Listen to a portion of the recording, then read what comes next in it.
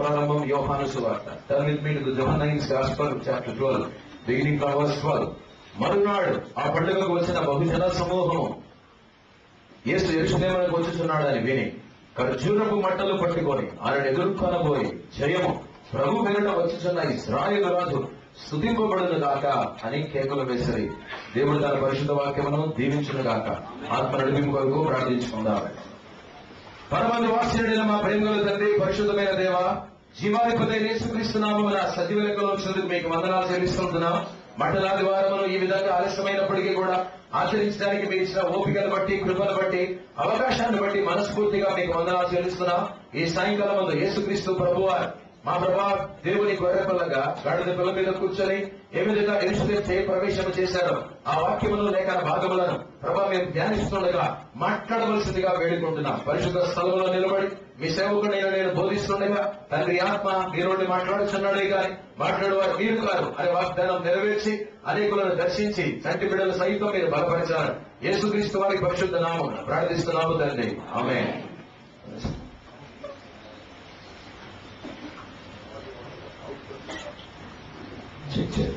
ఈ సాయంకాలం నజరేయుని సంఘం తరపున ప్రభువును రక్షకుడైన యేసుక్రీస్తు వారి పరిశుద్ధ నామమున మీకందరికీ శుభములు కలుగులు గాక. యేసుక్రీస్తు ప్రభువారు యెరూషలేము జయప్రవేశం చేసినటువంటి ఈ గొప్ప దినమున, మహాదినమున మనమందరం కూడా 2000 సంవత్సరాలు గడిచిపోయినప్పటికీ కూడా ఆయన చేసిన గొప్ప కార్యములు ఏమాత్రం కూడా మర్చిపోకుండా దేవుని యొక్క మహాకృపను బట్టి, పరిశుద్ధాత్మ యొక్క నడిపింపును బట్టి అందరం కూడా దీన్నే ఒక మందిరముగా మార్చుకొని సంఘముగా కూడుకొని దేవుని స్తుతించి ఆరాధించేటువంటి గొప్ప అవకాశం దేవుడు కలుగజేసినందుకు తండ్రి అయినటువంటి దేవునికి తన కుమారుడైన యేసుక్రీస్తు వారి పరిశుద్ధ నామం నా తరపున మనందరి తరపున కృతజ్ఞతాస్తుతులు చెల్లిస్తున్నారు. ఈ సాయంకాలం ముందు ప్రభునందు ప్రియమైన వాళ్ళరా, ట్రయంఫల్ ఎంట్రీ ఇంటూ జెరూసలేం యేసు ప్రభువు ఏ విధంగా జయప్రవేశం చేశారో ఆ జయశాలి అయిన యేసుక్రీస్తు నామమున మీకందరికీ కూడా శుభములు కలుగును గాక. కొందరు వేరే ప్రాంతాల నుంచి కూడా కొందరు వచ్చారు, వెనక కూడా కూర్చొని ఉన్నారు. వారిని కూడా మా నజరేయుని సంఘం పుట్టినటువంటి వారికే తెలియదు. వీటిని అలంకరించి పట్టుకుని ఊరేగింపులో పాల్గొన్నటువంటి వారికి కూడా తెలియదు ఈ మంటల యొక్క ప్రాధాన్యత. వెరీ అన్ఫార్చునేట్లీ చాలా మంది అనుకుంటారు బైబిల్లో కొన్ని విషయాలు తెలిసేసరికి నాకు అన్ని తెలుసు అని అనుకుంటారు. పొరపాటు. ఈ సాయంకాలం మందు యెరూషలేము జయప్రవేశం యేసుక్రీస్తు ప్రభువు ఎందుకు చేశారు అనేది వాక్యములు ధ్యానించబోతుంటున్నాం. ప్రభువునందు ప్రియమైన వాళ్ళరా, మత్తయి, మార్కు, లూకా, యోహాను 4 సువార్తలలో కూడా యేసు ప్రభువు యెరూషలేము జయప్రవేశం కోసం రాయబడి ఉంది. ఉదయం విజయనగరంలో మత్తయి సువార్త 21వ అధ్యాయం మొదటి 9 వచనాల లేఖన భాగం ఆధారం చేసుకుని మత్తయి సువార్త ప్రకారం యేసు ప్రభువు ఎలా యెరూషలేము జయప్రవేశం చేశారనేది దేవుని వాక్యాన్ని ఉదయం విజయనగరం శిక్షణలో బోధించారు. ఈ సాయంకాలం మాత్రం మార్కు, లూకా సువార్తలను ఆధారం చేసుకుని నేను బోధించకుండా యోహాను సువార్తను ఆధారం చేసుకుని యేసుక్రీస్తు ప్రభువు ఏ విధంగా యెరూషలేము జయప్రవేశం చేశారనేది దేవుని యొక్క వాక్యాన్ని ధ్యానించబోతున్నా. ఇది మత్తయి, మార్కు, లూకా, యోహాను 4 సువార్తల్లో కూడా యేసుక్రీస్తు ప్రభువు యొక్క జయప్రవేశం గురించి రాయబడి ఉంది అని గ్రహించారు. నా వైపు చూడండి. మత్తయి సువార్త 21వ అధ్యాయంలో యెరూషలేము జయప్రవేశం రాయబడి ఉంది. ఎప్పుడైతే యెరూషలేము జయప్రవేశం చేశాడో అప్పుడే యూదులు ఆయన రాజుగా తృణీకరించడం మొదలు పెట్టారు అని గ్రహించారు. రిజెక్షన్ అనేటువంటిది స్టార్ట్ అయింది.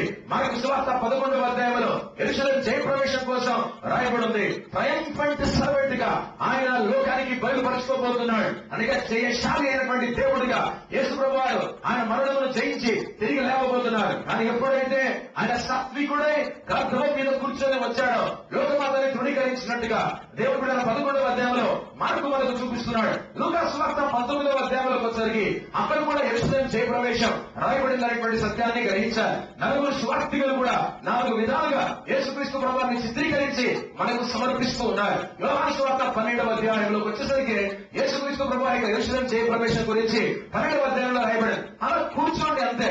కూర్చొని దేవుని యొక్క వాక్యాన్ని వినండి. ఈ వాక్యానికి ఎంతో డబ్బు మనం చెల్లించాలి దేవుడికి, కానీ ఉచితంగా దేవుడు వాక్యం మనకు బోధిస్తున్నాడు. వాక్యం జాగ్రత్తగా వినాలని ప్రేమతో మనవి చేస్తున్నారు. మీరు కనుక లేఖన భాగం చదివినప్పుడు మన వెలిగిడిలో జాగ్రత్తగా గ్రహించి ఉంటే మరునాడు అనేటువంటి మాట రాయబడి ఉంది. దేనికి మరునాడు అనేది గ్రహించాలి. లాజరును యేసుక్రీస్తు ప్రభువు చనిపోయిన తర్వాత సీక్వెన్స్ చెబుతున్నాము. ఉపోద్ఘాతములో చనిపోయినటువంటి తర్వాత యేసు ప్రభువు 4 దినమైన తర్వాత వెళ్లి లాజరు నిద్ర నుంచి లేచి వెలుపలికి రా అని పిలిచాడు. యేసు ప్రభు నోటి మాటలు బట్టి చనిపోయి కుళ్ళిపోయి కంపు కొడుతున్న లాజరు 4 దినముల తర్వాత ఆయన స్వరము శవం వినగలిగింది.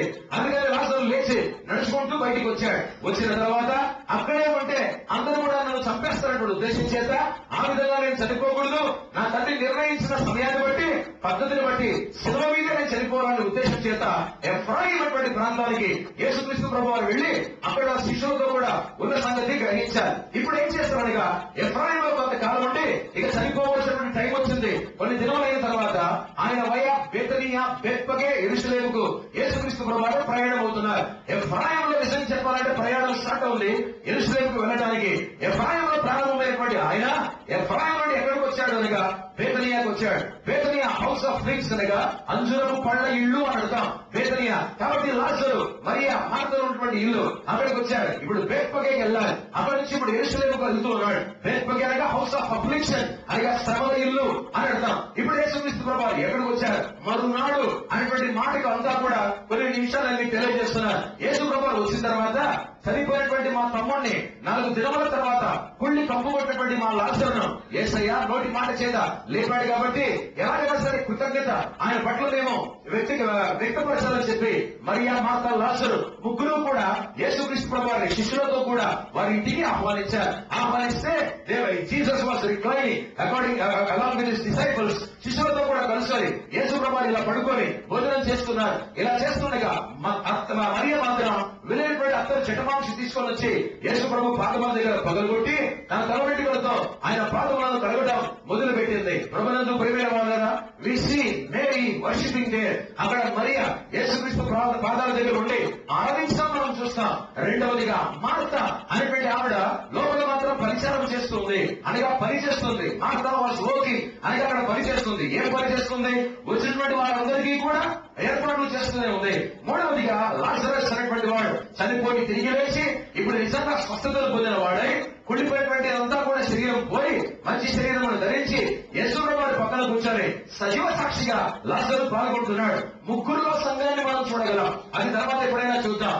మరియా ఆరాధిస్తుంది, మార్త పరిచయం చేస్తుంది, లాజరు సాక్షిగా యేసు ప్రభు వారితో కూడా కూర్చున్నాడు. నా దేవుని బిడ్డలారా, ఇది జరిగిన తర్వాత యేసుక్రీస్తు ప్రభు వారికి కృతజ్ఞత చెల్లించాలనే సదుద్దేశంతో ఇంటికి ఆహ్వానించి యేసయ్యను తమ యొక్క కన్నీళ్ల ద్వారా లేకపోతే అత్తల ద్వారా పాదములను కడిగి తలవెంట్రుకలతో తుడిచి అభిషేకించిన తర్వాత ఆ రోజు ఏ దినమనగా శనివారం అనేది గ్రహించారు. ఆ శనివారం లాజరు ఇంట్లో గడిపినటువంటి యేసుక్రీస్తు ప్రభువారు మరునాడు అనేటువంటి మాట రాయబడింది. ఆ మరునాడే ఈ ఆదివారం అనేది గ్రహించారు. అందుకని మరునాడు అనేటువంటి ఆ డీటెయిల్, ఆ వివరణ కేవలం యోహాను మాత్రమే వస్తున్నాడు. మరునాడు శనివారానికి మరునాడు ఆదివారం కాబట్టి ఇప్పుడు ఏం జరిగిందనగా యేసుక్రీస్తు ప్రభువారు ఆదివారం బయలుదేరి వెళ్ళాడు. జాగ్రత్తగా వినాలి. ఆయన చనిపోక ముందు అభిషేకింపబడ్డాడు. అభిషేకింపబడిన తర్వాతే చనిపోయాడు. జాగ్రత్తగా మరొక మాట వినాలి. పరిచర్య చేయక ముందు యోర్దాను నదిలో పరిశుద్ధాత్ముడు పావుల రూపంలో దిగి వచ్చడం ద్వారా పరిచర్యకు ముందు అభిషేకింపబడ్డాడు. రెండవదిగా ఇక కరెక్ట్ గా 5 రోజుల్లో 6 రోజుల్లో చనిపోతాడు అనగా 6 రోజుల ముందు శిలువ యాగం యేసు ప్రభువారి శిలువ ప్రాణం మీద జరిగించబోతున్నారు కాబట్టి చావు ముందు కూడా ఆయన అభిషేకింపబడ్డారు. పరిచర్యకు ముందు అభిషేకింపబడ్డారు. యోర్దాను నది దగ్గర చావుకు ముందు కూడా శిలువ యాగానికి ముందు కూడా అభిషేకింపబడ్డారు. బేతనియా అనేటువంటి గ్రామంలో లాజరు మార్త మరియా ఇంట్లో అనేది గ్రహించారు. అనగా ఆయన చేసినటువంటి ప్రతి పనికి కూడా సిద్ధపాటు ఉంది. మనలో చాలా సార్లు ఒక ప్రార్థన ఉండదు, ఉపవాసం ఉండదు. ఉపవాస ప్రార్థనలో పాల్గొనం జీప్ వస్తుంది కాబట్టి ఎక్కి వెళ్లిపోయి దేవుడు కార్యాలు చేయాలని బహుమానంగా సువార్త ప్రకటించడానికి ప్రయత్నం చేస్తాం. అందుకని చాలా మంది చేతులకు దేవుడు ఆత్మను అప్పగించడం లేదు. బహు భయంకరమైనటువంటి విషయం. కారణం ఏమనగా సిద్ధపాటు లేదు, కారణం అభిషేకం లేదు, కారణం ఆత్మకుమరింపు లేదు, కారణం ప్రార్థన జీవితం లేదు. ఆయన పరిచయం చేయడానికి అభిషేకించబడ్డాడు. చనిపోవడానికి కూడా యేసు ప్రభువారు అభిషేకింపబడ్డారు. అభిషేకింపబడిన తర్వాతే యేసు ప్రభువారు 6 దినముల్లో ఇక చనిపోవాలని సిద్ధపడ్డారు. ఆ మరుసటి నాడే అనగా మరునాడే పామ్ సండే మటల ఆదివారం అనేది గ్రహించారు. నవ్వు దేవుడు బిడ్డారా, జెరూసలేం యొక్క పాపులేషన్ ఒక మాట చరిత్రనే ఖచ్చితంగా చెప్పి తీరారు. బహుశా 25,000 మంది ఆ కాలంలో ఉండి ఉంటారు. అయితే జోసఫస్ ప్రధానం కనీసం 20 లక్షల మంది యెరూషలేముకు వచ్చి ఉంటారు. ఆ తర్వాత 2 లక్షల గొర్రె పిల్లలన్నీ కూడా చనిపోవడానికి పస్కా పండుగ దినమున అవన్నీ కూడా వచ్చి ఉంటాయి. బైబిల్ క్లియర్ గా చెబుతుంది పస్కా పండుగను ఆచరించడానికే ఆ లక్షల మంది యూదులందరూ కూడా సిద్ధపడుతూనే ఉన్నారు. జాగ్రత్తగా గ్రహించాలి. వాళ్ళు భౌతికమైనటువంటి జీవులైనటువంటి జంతువులను సిద్ధపరచుకుంటున్నారు, తమ దేహములను సిద్ధపరచుకుంటున్నారు. పస్కా బలి పశువుగా జంతువులు అర్పించడానికి యేసుక్రీస్తు ప్రభువారి దగ్గరికి వస్తే ఆయనే ఒక జంతువుగా, ఆయనే ఒక గొర్రెపిల్లగా, బలి పశువుగా ఆయనకు తను తాను సిద్ధపరచుకుంటున్నాడు మరియ యొక్క అత్తలు ద్వారా. కాబట్టి అభిషేకముతో పస్కా గొర్రెపిల్లగా చనిపోబోతున్నాడు కనుకనే ఆయన అభిషేకముతో సిద్ధపడ్డాడు. వీళ్ళకి ఏ అభిషేకము లేదు. 20 లక్షల మంది యూదులు 2 లక్షల గొర్రెపిల్లలను సిద్ధంగా ఉంచుకొని కేవలం శుద్ధీకరణ చాలా ప్రకారం వాళ్ళందరూ కూడా సిద్ధపడుతూనే ఉన్నారు పస్కా పండుగను ఆచరించడానికి. అయితే యేసుక్రీస్తు ప్రభువారే నిజమైనటువంటి సిద్ధపాటు అనేది గ్రహించాలి. ప్రభువును ప్రేమటువంటి వాళ్ళ ఇప్పుడు ఏం జరిగింది?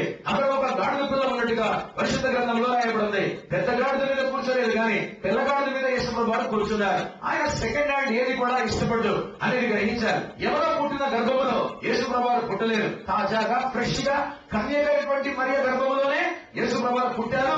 పురుషులతో సంబంధం లేనటువంటి అపవిత్రపరచబడినటువంటి గర్భంలోనే యేసు ప్రభువారు పుట్టారు. ఫస్ట్ హ్యాండ్ అనేది గ్రహించాలి. రెండవదిగా యేసుక్రీస్తు ప్రభువారు కూర్చున్నటువంటి గాడిద పిల్ల ఎవరు కూడా దాని మీద కూర్చోలేదు అనేది మనం చూడగలం. ఎవరు కూడా కూర్చున్నటువంటి కొత్త తాజా గాడిద పిల్ల మీదే యేసు ప్రభువారు కూర్చున్నాడని గ్రహించాలి. మూడవదిగా ఆయన సమాధి చేయబడినటువంటి భూగర్భం, ఆ సమాధి కూడా ఎవరు ఉంచబడినటువంటి నూతన సమాధిలో, తాజాగా ఎవరు పెట్టబడినటువంటి సమాధిలోనే యేసు ప్రభువారు సమాధి చేయబడ్డారు. Everything new in his life. ప్రతిదీ కూడా ఆయన జీవితంలో కొత్తదే. కారణం ఏమనగా పాత నిబంధన గ్రంథంలో దేవుడికి ఇస్తున్నప్పుడు దేవుడు బిడ్డారా ప్రతిదీ కూడా కొత్తదిగానే ఇవ్వాలి. ఎలీషా అనేటువంటి వాడు కొత్త పాత్రలో ఉప్పులేసి ఆ నీళ్ళలో వేశాడు. ఎరుగో నీళ్ళలో నీళ్ళన్నీ కూడా శుద్ధి చేయబడ్డాయి. అదేవిధంగా కొత్త ఎడ్ల బండి మీద మనసును మోసుకొని వెళ్ళారు. కాబట్టి కొత్తది దేవుడికే మనం ఇవ్వాలనేది గ్రహించాలి. ఈ సమయంలో ఎప్పుడైతే గాడిద పిల్లల మీద యేసుక్రీస్తు ప్రభువారు కూర్చున్నారో బట్టలు పరిచారు, దాని పొరుగున బట్టలు పరిచారు. ఆ బట్టల మీద ఈ మంటలన్నింటినీ కూడా పరిచారు. ఎప్పుడైతే మంటలన్నింటినీ కూడా ఇలా పరిచారో ఒకదాని మీద ఒకటి అటు ఇటు పెట్టేసి ఎదురుగా వాటి మీద గాడిద పిల్ల నడుచుకుంటూ వెళ్ళింది. నా ప్రభువును ప్రేమటువంటి అన్నారా దేవుడికి స్తోత్రం. ఈ మంటలు పట్టుకొని వాక్యం బోధించేటువంటి కృప ధన్యత దేవుడు అనుగ్రహించినందుకు నిజంగా దేవుడికి వందనాలు చెల్లిస్తున్నాను. చిన్న మనవి చాలా వేగంగానే వాక్యం చెప్పి ముగించేస్తాను. ఎందుకంటే ఇబ్బంది పడుతున్నారు త్వరగా ఇంటికి వెళ్ళాలని. మనకి ఎప్పుడు ఇదే. అందుకనే చెప్తున్నాను మీకోసమే నేనే రాసి పడిపోయి చాలా త్వరగా దేవుడి యొక్క వాక్యాన్ని మీతో పంచుకుంటాను. నా దేవుడి బిడ్డ మొట్టమొదటిగా పామ్ అనేటువంటిది అనగా ఖర్జూరపు పట్ట అనేటువంటిది రాయబడి ఉంది. మత్తయి మార్కు లూకాస్ మత్తయి మార్కు ఈ రెండు సువార్తల్లో లీఫీ బ్రాంచెస్ అని రాయబడ్డాయి. చెట్ల కొమ్మలు అనేది రాయబడి ఉంది. లూకాస్ సువార్తలో చెట్ల కొమ్మల గురించి రాయబడలేదు, లేకపోతే పామ్ అనగా ఈ ఖర్జూరపు మట్ట అని కూడా రాయబడలేదు. యోహాను సువార్తలో మాత్రమే అవి చెట్ల కొమ్మలు అని రాయబడకుండా ఏ కొమ్మో ఏ చెట్టు క్లియర్ గా రాయబడి ఉంది. ఏంటా కొమ్మ ఏంటా చెట్టు అనగా ఇదిగో ఇదే ఖర్జూరపు మట్టలు పామ్స్ అనేటువంటివి. ఎందుకు మత్తయి మార్కు చెట్ల కొమ్మలని రాశారు, ఎందుకు లూకా మాత్రం ఏ చెట్టు దాని కొమ్మ కోసం కలిసి రాయకుండా ఖర్జూరపు మట్ట అని కూడా రాయకుండా యోహాను మాత్రమే ఖర్జూరపు మట్టల కోసం రాశాడు అనేది గ్రహించారు. కారణం యేసుక్రీస్తు ప్రభువారిని దేవునిగా దేవుని కుమారుడిగా యోహాను చూపిస్తున్నాడు. ఆసక్తి ఉంటే దేవుడు మీతో మాట్లాడతాడు. చెప్పడం కోసం ఇబ్బంది ఉంటే నీకు ఇబ్బంది కనిపిస్తుంది కానీ వాక్యం వినిపించింది అనేది గ్రహించారు. కాబట్టి దయచేసి ప్రభువును ప్రియమైన వాళ్ళ కొద్ది నిమిషాలు వాక్యాలు వినాలని ప్రేమతో మనవి చేస్తున్నారు. నాకు రెండవదిగా మీరు గ్రహించారు. యేసుక్రీస్తు ప్రభువారు ఇప్పుడు ఎఫ్రాయిం నుంచి బేతనియాకు వచ్చాడు. బేతనియా నుంచి ఆయన బేత్పకి యెరూషలేముకు వస్తున్నాడు. ఆయన వస్తున్నాడు అని తెలిసి వేల మంది యూదులందరూ కూడా ఆయన ఎదుర్కొని పోయారు. ఏ విధంగా ఎదుర్కొని పోయారు అనగా ఖర్జూరపు మట్టలు చేతిలో పట్టుకొని యేసుక్రీస్తు ప్రభువారికి ఎదురెళ్తూ ఉన్నారు. యేసుక్రీస్తు ప్రభువారు వస్తున్నాడు. ప్రభు పేరిట వచ్చి రాజు స్తుతింపబడిన గాక, దావీదు కుమారుడికి జయము అని అనుకుని యేసుక్రీస్తు ప్రభువారిని మంటలతో ఎదుర్కొంటున్నారు. ప్రభువునందు ప్రియమైన వాళ్ళారా ఉదయం చెప్పాను, కొందరికి మీకు చాలా మందికి తెలియదు కాబట్టి 2 నిమిషాలు మాత్రమే చెప్పిస్తాను.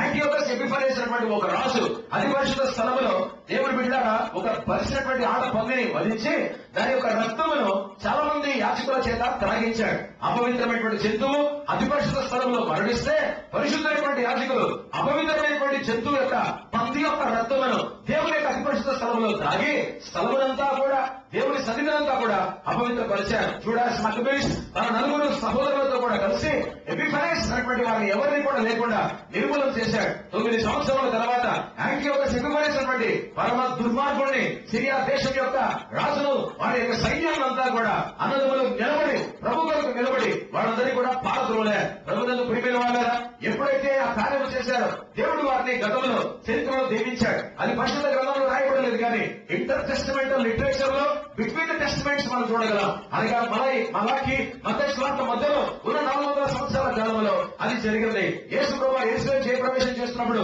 ఖర్జూరపు మంటలు పట్టుకొని వాడు ఎదుర్కోబోయి అనేటువంటి మాటకు ఎగ్జాక్ట్లీ 200 సంవత్సరాల కిందట యాంటియోకస్ ఎపిఫనెస్ అనేటువంటి వాడి కాడి కింద నుంచి యూదులందరినీ కూడా రక్షించిన జూడాస్ మకబీస్ అతని 9 సహోదరులు కూడా 5 మంది కూడా గొప్ప విడుదల విమోచన యూదులకు సిరియన్ల నుంచి తెచ్చారు కనుకనే ఎప్పుడైతే జరిగిందో అప్పుడు జూడాస్ మకబీస్ ద్వారా 9 సహోదరుల ద్వారా యూదులకు విడుదల విమోచన కలిగింది. కాబట్టి అప్పుడు ఖర్జూరపు మంటలు చేతబట్టుకున్నారు. ఖర్జూరపు మంటలు ఇప్పుడు చెప్తున్నారు దేనికి సాదృశ్యమనగా డెలివరెన్స్ ఫ్రమ్ అప్రెషన్ అనగా హింసలో బాధితులుగా ఉంటుండగా శ్రమల్లో కూరుకుపోతుండగా ఒకటి మన నెత్తి మీద కూర్చొని వాడి కాడి కింద మన కాలు కింద వేసి మనల్ని తొక్కుతూ ఉంటుండగా అనిశ్చయమైనటువంటి జీవితంలో ఉంటుండగా జూడాస్ మకబీస్ దేవుడు లేపాడు, వాడికి విడుదల ఇచ్చాడు. 200 సంవత్సరాల కిందట వాడు ఖర్జూరపు మంటలు పట్టుకున్నారు. 200 సంవత్సరాల తర్వాత జూడాస్ మకబీస్ స్థానంలో జీసస్ క్రైస్ట్ ను యేసు ప్రభువు పంపించారు. ఇప్పుడు ఆయన వస్తుండగా ఆయన ఎదుర్కొనబోయారు. ఎక్కడి నుంచి వచ్చింది ఐడియా?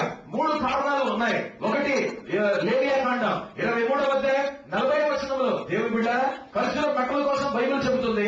పర్వశాలల పండుగలో కూడా వాడు పండుగ ఆచరిస్తున్నప్పుడు ఖర్జూరపు మంటలు పట్టుకోవాలి అనేది గ్రహించారు. 2 నెహెమ్యా గ్రంథం 8వ అధ్యాయం 15వ వచనంలో కూడా ఖర్జూరపు మంటలు మీకు కనిపిస్తూనే ఉన్నాయి. కాబట్టి నెహెమ్యా గ్రంథం ఆధారం చేసుకొని ఇప్పుడు ఆ పండుగ మేము జరుపుకుంటున్నామని చెప్పి యేసు ప్రభువుని ఖర్జూరపు మంటలతో ఎదుర్కొంటున్నారు. 3 చరిత్రను ఆధారం చేసుకుంటే యేసుక్రీస్తు ప్రభువుకి కరెక్ట్ గా 200 సంవత్సరాల కిందట అనగా క్రీస్తు పూర్వం క్రీస్తు శకానికి 200 సంవత్సరాల కిందట క్రీస్తు పూర్వం యాంటియోకస్ ఎపిఫనెస్ వాడి కాడి కింద నుంచి యూదులను రక్షించాడు. జూడాస్ అతని సహోదరుడు మకబీస్ అందరూ కూడా అప్పుడు వాళ్ళందరూ కూడా ఖర్జూరపు మంటలు చేతబడుతున్నారు. కనుక బైబిల్లోనే 2 సార్లు ఖర్జూరపు మంటల కోసం లేవియా కాండం నెహెమ్యా గ్రంథం పర్వశాలల పండుగ టైంలో రాయబడింది.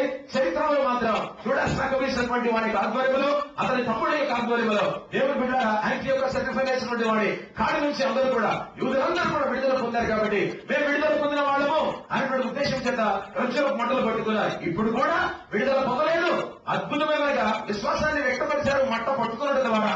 అనగా ఇతను మమ్మల్ని విమర్శించబోతున్నాడు అని వాళ్ళందరూ కూడా గుర్తెరిగి డెలివరెన్స్ ఫ్రమ్ అప్రెషన్ ఇంకా రాకముందే, రక్షణ కార్యం జరగముందే, విడుదల విమోచన కార్యం జరగముందే ఖచ్చితంగా ఈయన మమ్మల్ని విమోచిస్తాడు, దావీదు కుమారునికి చేయము, ప్రభు వేట వచ్చినాడు శుద్ధిపడు కాక ఆ రోజు వాళ్ళు ఆరాధిస్తున్నారు, ఖచ్చితంగా విడిపిస్తాడు, ఖచ్చితంగా రక్షిస్తాడు, ఖచ్చితంగా విమోచిస్తాడని విశ్వాసానికి ముందే దేవుడు బిడ్డారా వాళ్ళు మట్టలు పట్టుకొని యేసుక్రీస్తు ప్రభు వారిని ఎదుర్కొన్నారు. తెలుసా క్రైస్తవులారా, పుట్టుకతో మట్టలు పట్టుకుంటున్నారు. అన్ఫార్చునేట్లీ పెద్దగోష్ఠ సంఘాలు మట్టల ద్వారా జరుపుకోవట్లేదు. యెరూషలేము జయప్రవేశం అంటే ఏంటో తెలియదని దీన్ని ఆశ్చర్యపోతుంటున్నారు. విశాఖపట్నంలో చాలా సంఘాలు కూడా ఈ ఆదివారం మట్టలాదివారముగా ఆచరించలేకపోతున్నారు. అంటే బైబిల్ చాలా మందికి తెలియదు అర్థం, ఏదో ప్రసంగాలు చేసుకుని వెళ్ళిపోతున్నారు. టీవీలో కూడా గమనించారు.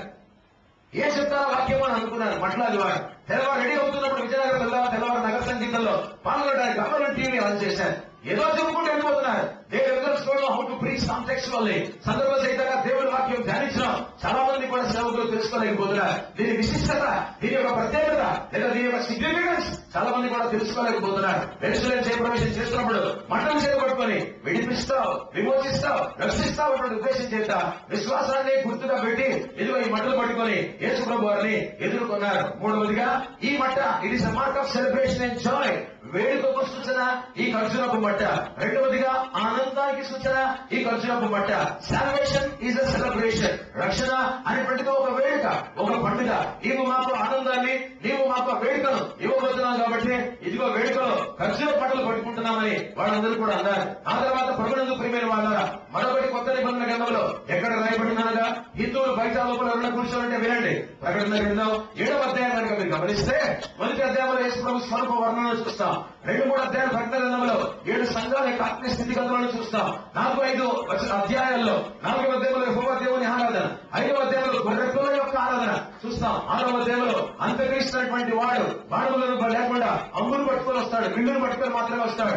7వ అధ్యాయంలో పరలోకపు సీన్, పరలోకపు దర్శనాన్ని దేవుడు యోహానుకు చూపిస్తున్నాడు. బైబిల్ చెబుతుంది అద్భుతమైనటువంటి మాట, నాకు చాలా నచ్చినటువంటి లేఖన భాగాల్లో ఇది ఒకటి. ప్రతి వంశం నుండి, ప్రతి జాతి నుండి, ప్రతి తెగ నుండి, ప్రతి జాతి నుండి, ప్రతి ప్రజా గుంపు నుండి కూడా ఆయా భాషలు మాట్లాడే వాళ్ళందరూ కూడా ప్రపంచంలో ఎన్ని జాతులు ఉన్నాయో, ఎన్ని కులాలు ఉన్నాయో, ఎన్ని మతాలు ఉన్నాయో, ఎన్ని భాషలు మాట్లాడేటువంటి వాళ్ళు ఉన్నారో, ఎన్ని ప్రజా గుంపులు ఉన్నారో, ఎన్ని తెగలు ఉన్నాయో అన్నిటి తరపున వాళ్ళందరూ కూడా ఖర్జూర మట్టలు పట్టుకొని దేవుని సింహాసనం ఎదుట, మొదటిల సింహాసనం ఎదుట మా రక్షణకు ఆధారమైనటువంటి వానికి స్తోత్రం స్తోత్రం స్తోత్రం అని ఖర్జూర మట్టలు పట్టుకొని పరలోకంలో యేసు ప్రభువును ఆరాధిస్తున్నారు. అర్థమవుతుందా? నీ చేతిలో పట్టుకున్నటువంటి మొక్క ఎవడో కొట్టాడు నేను పట్టుకున్నాను అనేది కాదు. నాకు మలుపులు తీసుకొని దీన్ని అనుగ్రహించుకున్నటువంటిది కాదు. పరలోకంలో కూడా ఆయా భాషలు మాట్లాడేటువంటి వారు అనగా వేరే వేరే జాతులకు, మతాలకు, కులాలకు, తెగలకు, భాషలకు, డైరెక్ట్స్ కు చెందినటువంటి వాళ్ళందరూ కూడా రక్షింపబడి పరలోకంలో ఈ మట్టలు పట్టుకొని యేసు ప్రభు ఎదుట యేసు ప్రభును ఆరాధిస్తున్నట్టుగా, ఆయన పక్కన పడి తండ్రిని ఆరాధిస్తున్నట్టుగా పరిశుద్ధ గ్రంథంలో చూడగలం. అందుకనే ఓ క్రైస్తవుడా, ఈ మట్ట ఎప్పుడైతే పట్టుకొని నీవు తిరుగుతూ ఉన్నావో మాకు రక్షణ నువ్వే ఇచ్చావు, మాకు విడుదల విమోచన నువ్వే ఇచ్చావని ఈ యొక్క మట్ట తెలియజేస్తుంది. అందుకనే చెప్పాను, మట్ట పట్టుకుంటేనే ఈరోజు ర్యాలీలో పాల్గొనండి, మట్ట పట్టుకోకపోతే ఇంటికి వెళ్ళండి అని చెప్పాను. నువ్వు రక్షింపబడ్డావన్న దానికి గుర్తేంటి? నీటి మూలంగా బ్యాప్టిజం తీసుకుంటున్నావు. నువ్వు రక్షింపబడ్డావన్న దానికి ఈ పండుగ టైంలో గుర్తేంటి? ఈ మట్టల చేత పట్టుకుంటున్నాం. బ్యాప్టిజం ఎంత ముఖ్యమో ఈ మట్ట పట్టుకొని తిరగడం కూడా అంతే ముఖ్యం. ఇది కేవలం భూమికి సంబంధించినటువంటి మట్టేనా? పర్ణశాలల పండుగ లేవియా కాండంలో ఉన్నటువంటి మట్టేనా? నెహెమ్యా గ్రంథంలో ఉన్నటువంటి మట్టేనా? లేకపోతే యేసు జయప్రవేశం చేస్తుండగా విశ్వాసానికి గుర్తుగా పట్టుకోబడేటువంటి మట్టేనా? లేకపోతే పరలోకంలో ఉన్నటువంటి మట్టల? పరలోకంలో కూడా ఇవే మట్టలు ఈ రోజు అన్ఫార్చునేట్లీ క్రైస్తవులు మాత్రమే పట్టుకుంటున్నారు. కానీ పరలోకంలో అన్ని జాతుల వారు, అన్ని గుంపుల వారు, అన్ని ప్రజా గుంపులు, అన్ని తెగల వారు, అన్ని భాషల వారు అందరూ కూడా క్రీస్తు రక్తంలో కడగబడి రక్షింపబడి పరలోకంలో ఈ మట్టలు పట్టుకొని యేసు ప్రభును ఆరాధించబోతున్నారు. సింపుల్ గా చెబుతున్నారు, పరలోకంలో యేసు ప్రభుని మట్టలు పట్టుకొని ఆరాధించారు. భూమి మీద కూడా యేసుక్రీస్తు ప్రభువుని ఈ మట్టలతోనే ఎదుర్కొన్నారు. అంటే పరలోకానికి భూమికి ఆయన మాత్రమే దేవుడు అనేది గ్రహించాలి. అందుకని యోహాను సువార్తలో యేసుక్రీస్తు ప్రభువారిని దేవుడిగా, దేవుని కుమారుడిగా, ఆయన దైవత్వాన్ని 21 అధ్యాయాల్లో యోహాను చూపించగలుగుతున్నాడు. కోపం వస్తే రానివ్వండి, తిట్టుకుంటే నన్ను తిట్టుకుంటారు, అభ్యంతరం లేదు, ఏమనుకోద్దండి. క్రీస్తును జీవితంలో చూపించడానికి ప్రయత్నం చేయండి. మట్టను పట్టుకొని మరి యేసు ప్రభు నా విమోచకుడు, నా రక్షకుడని చూపించడానికి ప్రయత్నం చేయండి. ఎప్పుడే కూడా బైబిల్ పట్టడానికి, మట్ట పట్టుకోవడానికి, నోట్లోని యేసు ప్రభును ఒప్పుకోవడానికి సిగ్గు పడకూడదనేది గ్రహించాలి. ఆ ఒక్క సిగ్గే నీ జీవితంలో నరకానికి నడిపిస్తుంది, పరలోకాన్ని పోగొడుతుంది. నీ సిగ్గు జీవితంలో సిగ్గు అనేది క్రైస్తవులకు ఉండకూడదు. ఎందుకో తెలుసా? ఏమనుకోదండి, చెప్పకూడదు కానీ చెబుతున్నాను. ఆల్మోస్ట్ నేకెడ్ చేశారు యేసు ప్రభు వారిని. 99% దిగంబరిగా చేశారు. సినిమాలో డైరెక్ట్ గా దిగంబరిగా చూపిస్తే బాగుంటుందని చెప్పి దేవుడు కూడా ఆ సీన్ లో యేసుక్రీస్తు ప్రభు వారి నడుము చుట్టూ కూడా ఒక గుడ్డను కట్టేశారు. ఎందుకంటే మనం సినిమా చూస్తాం కాబట్టి అవి చూపించలేము కనుక. అంటే అంత భయంకరంగా బహిరంగముగా యేసుక్రీస్తు ప్రభు వారిని దిగంబరిగా చేసి అవమానపరిచారు. అందుకని చెప్తున్నాను, నీ కొరకు సిగ్గును పోగొట్టుకున్నాడు, నీ కొరకు అవమానపరచబడ్డాడు, నీ కొరకు దిగంబరైపోయాడు. ఏమనుకోలేదు ఒక చిన్న మాట. పాస్టర్ గారు ఇంటికి వస్తేనే మా అన్నయ్య ఒళ్ళు కప్పేసుకుంటాడు. వాళ్ళు షర్ట్ లేకుండా ఉంటే తక్కువని షర్ట్ వేసుకుంటాడు. ఎవరైనా వస్తే ఒక ఎదురుగా షర్ట్ లేకుండా ఉంటే ఇష్టం ఉండదు, తక్కువని షర్ట్ వేసుకుంటాడు. నేను కూడా ఎవరైనా ఇంటికి వస్తే నిజంగా చెప్తున్నాను, ఆ షర్ట్ లేకుండా చూపించుకోవడం నాకు ఇష్టం ఉండదు, తక్కువని కవర్ చేసుకుంటాం ఒళ్ళంతా కూడా.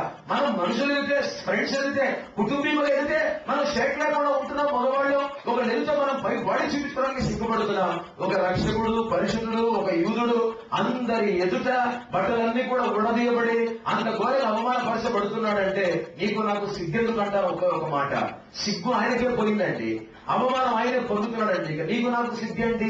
నీకు నాకు అవమానం ఏంటి? అవమానపరచబడు తప్పులేదు, సిగ్గుపరచబడు తప్పులేదు, తీర్పు తీర్చబడి లోకంలో మనుషుల ద్వారా తప్పులేదు, విమర్శించబడి లోకంలో తప్పులేదు. పరలోకంలో నీకు తెలియకుండా సైమల్టేనియస్ గా పరలోకంలో నీ ఘనత పెరుగుతూనే ఉంటది. నిజం చెప్తాను, ఎంత ఘోరంగా ప్రభు కొరకు నువ్వు భూమి మీద అవమానపరచబడతావు, నువ్వు నీతిగా బతికితే భవిష్యత్తులో త్వరలోనే నీ ఘనతను చూడబోతున్నావు. ఇందులో డౌటే లేదు. నువ్వు అవమానించబడిన రోజున నువ్వు అనుకుంటావేమో నేను అవమానించబడుతున్నానని. వన్ ఫైన్ డే యేసు ప్రభు నామమున చెప్తున్నాను, భూమి మీద నీ ఘనత స్టార్ట్ అవుతుంది. నిన్ను అవమానించాలనుకునేటువంటి వాళ్ళు నిన్ను ఘనపరుస్తారు అనేది గ్రహించారు. అది సత్యం. దేవుడు బిడ్డారా, ఇప్పుడు యేసుక్రీస్తు ప్రభువారు పైన కూడా ఆయన ఎదుట మట్టలు పట్టుకున్నారు, భూమి మీద కూడా ఆయన ఎదుట మట్టలు పట్టుకున్నారంటే ఆయన దేవుడు అనేటువంటి సత్యాన్ని గ్రహించారు. ఎందుకు యేసుక్రీస్తు ప్రభువారు మట్టలు పట్టుకున్నారు ఆయన ఎదుట? సెయింట్స్ ఇన్ హెవెన్, పరలోకంలో ఉన్న రక్షింపబడిన అన్యులైనటువంటి వారు దేవుని బిడ్డలుగా మారి పరిశుద్ధులుగా పరలోకంలో మట్టలు యేసుక్రీస్తు ప్రభువారు ఎదుట పట్టుకున్నారు. ఆరవదిగా ఎందుకు మట్టలు చేత పట్టుకున్నారనగా he gives life to the dead people, మరణించినటువంటి వారికి, మృతులకు ఈయన జీవం ఇస్తాడు అన్నదానికి సాదృశ్యం ఈ మట్ట. అందుకనే వాక్యం ప్రకటించిన వాళ్ళు, సువార్త ప్రకటించిన వాళ్ళు ఏమనుకోదండి, సాయంకాలం ముందు మట్ట కోసం మాట్లాడండి. ఈ మట్ట ప్రాముఖ్యత కాదు, ఈ మట్ట వెనక ఉన్నటువంటి ఉద్దేశం ఏంటో ప్రజలకు తెలియజేయాలి. ఊరికి మట్టలు పట్టుకొని హిందువులు మామిడాకులు కొట్టుకున్నట్టుగా, అరటాకులు కొట్టినట్టుగా, భోజనాల దగ్గర అన్న సమారాధన దగ్గర ఇస్తరాకులు కొట్టినట్టుగా ఈ మట్టలు పట్టుకొని ఊరికే తిరగడం కాదు. ప్రసంగం చేస్తున్నప్పుడు మట్ట యొక్క విశిష్టత చెప్పాలి. ప్రసంగం చేసినప్పుడు ఎందుకు మట్టలు పట్టుకున్నారో, అసలు ఎందుకు పట్టుకున్నారు ఈ క్రైస్తవులు? ఈ ముట్టుకుంటే అన్ని కూడా ముళ్ళే కదా, ఎక్కడ కూడా దీనికి ఆకులు లేవు, ఎక్కడ కూడా పళ్ళు లేవు, పూత లేదు, ఎక్కడ కూడా కాయలు లేవు, ఏది ఫలించట్లేదు, ఎక్కడ కూడా ఏది కనిపించట్లేదు, దీనికి ఒక ముళ్ళు తప్ప, పై నుండి కింద వరకు ముళ్ళే. ఎందుకు పట్టుకోవాలి? ప్రజలకు తెలియాలి.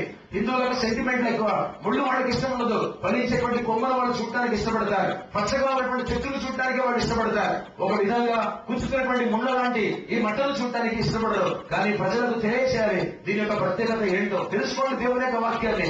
కనీసం వచ్చే సంవత్సరం అయినా సరే దీని యొక్క ప్రత్యేకత యేసుక్రీస్తు ప్రభువారి గురించి మీరు పంచుకోవాలని ప్రేమతో మనవి చేస్తున్నారు. ఆరోగ్యంగా చెబుతున్నారు. వాళ్ళు ఎందుకు పట్టుకున్నారు? ఈ gives life to the dead. జాగ్రత్తగా వినాలి. అనగా మృతులకు, చనిపోయేటువంటి వారికి ఆయన జీవముచ్చి లేపుతాడు అని నమ్మాలి. ఎగ్జాక్ట్ గా నిన్నటి దినం శనివారం ఎక్కడున్నాడు యేసు ప్రభు? ఆదివారం మీరు పట్టుకుంటే ఆయన ఎదురుగా ఎక్కడున్నాడు? బేతనియాకు చెందినటువంటి లాజరు ఇంట్లో ఉన్నాడు. కొన్ని దినముల కిందట అదే బేతనియాలో ఏం చేశాడు? చనిపోయినటువంటి లాజరు కంపు కొడుతూ కుళ్ళిపోయి 4 దినములు సమాధిలో ఉంటుండగా లాజరును లేపాడు. కాబట్టి ఎప్పుడైతే చనిపోయి కంపు కొట్టి కుళ్ళిపోతున్న లాజరును లేపి బయటికి తెచ్చాడో, ఇప్పుడు అదే బేతనియాకు ఆ శనివారం ఉండి అక్కడ అభిషేకం పొందుకున్నాడు. ఇప్పుడు యేసు ప్రభువు వస్తుందిగా 6వ బలమైనటువంటి కారణం, వాడు పట్టుకొని నీవు మృతులకు జీవం ఇచ్చేటువంటి వాడవు, చచ్చిపోయినటువంటి వారికి నువ్వు జీవం ఇచ్చేటువంటి వాడు. ఒక మాట దయచేసి మీరు వినాలి. ఎంతమంది అనారోగ్యంతో బాధపడుతున్నారు? చేతులు ఎత్తాల్సిన అవసరం లేదు. చెప్పుకోవడానికి కూడా కొన్నిసార్లు సిగ్గు అనిపిస్తూ ఉంటుంది. ఈయన చూడటానికి బాగున్నాడే, ఈయనకి ఇంత అనారోగ్యమా అని అనుకుంటారు. రెండవదిగా, మీకు తెలియదు మన సువార్తకు ఒక ఎయిడ్స్ పేషెంట్ వస్తూ ఉన్నాడు. మీకు తెలియదు మన సంఘానికి కొందరు ఎయిడ్స్ పేషెంట్లు వస్తున్నారు. బయటికి చెబితే మీరందరూ వాళ్ళని నీచంగా చూస్తారు. విశాఖపట్నంలో ఉన్న ఒక అపోహ ఏమనగా, ఎవరికైనా ఒక పెద్ద రోగం వస్తే ఏం తప్పు చేశాడో దేవుడు తీర్పు తీర్చాడని పెద్ద మాటలు మాట్లాడతారు ఈ పట్టణంలో ఉన్నటువంటి కొందరు విశ్వాసులు. అపోహ. అదే రోగం నీకొస్తే ఇతరులు మాట్లాడితే నువ్వెంత బాధపడతావో ఆలోచించాలి. ఒక మాట, ఎవరైతే రోగంతో బాధపడుతున్నారు బయటికి చెప్పుకోలేకపోవచ్చు. భయంకరమైనటువంటి షుగర్ వ్యాధి. పాస్టర్ కొందరు ఉన్నారు, 400కు పైగా షుగర్ ఉంది, వాళ్ళకి అసలు తగ్గటం లేదు పాపం. ఒక పాస్టర్ గారు ఉన్నారు, కుష్ఠరోగంతో బాధపడుతూ ఉన్నారు. ఒక పాస్టర్ గారు ఉన్నారు, భయంకరమైన మహమ్మారులతో, వాళ్ళు క్యాన్సర్ రోగాలతో బాధపడుతూ ఉన్నారు. తొందరపడి దేవుడు తీర్పు తీర్చాడు, మొత్తాడు అని అనాలా? ఎప్పటికి కూడా అనడానికి వీల్లేదు. మరణ పడకల మీద వాళ్ళు ఉన్నారు. బ్రతుకులో ఏమాత్రం కూడా వాళ్ళకి ఆశ లేదు, బ్రతుకులో నిరీక్షణ లేదు. కారణం రోగం నయం అవ్వట్లేదు. జాగ్రత్తగా వాక్యాలు వినాలని కోరుతున్నారు. చావు బతుకుల మధ్య అవసాన కాలం అన్నట్టుగా వాళ్ళు మంచాల మీద పడుకొని చావుకు సిద్ధపడి ఉంటున్నారు. ఒక్క మాట గ్రహించారు, చచ్చిపోయేటువంటి వాడిని లేపేటువంటి దేవుడు కాదు యేసు ప్రభు. చనిపోయినా పర్వాలేదు, లేపుతాడు యేసు ప్రభు. కాబట్టి you give life to the dead. మృతులకే జీవమనిస్తావు, చనిపోయిన వాళ్ళకే జీవమనిస్తావు. స్వస్థత ఆఫ్టర్ ఆల్ నీకెంత?